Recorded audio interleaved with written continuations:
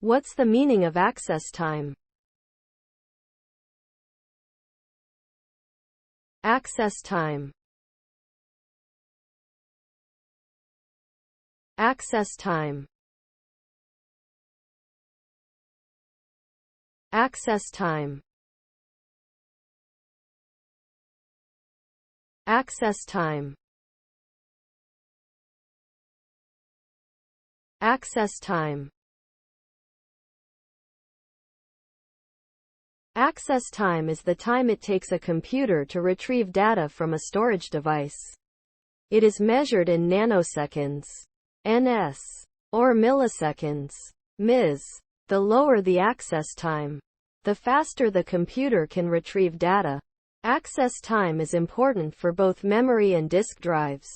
For memory, access time is the time it takes for the CPU to read data from RAM. For disk drives, access time is the time it takes for the read/write head to locate the data on the disk.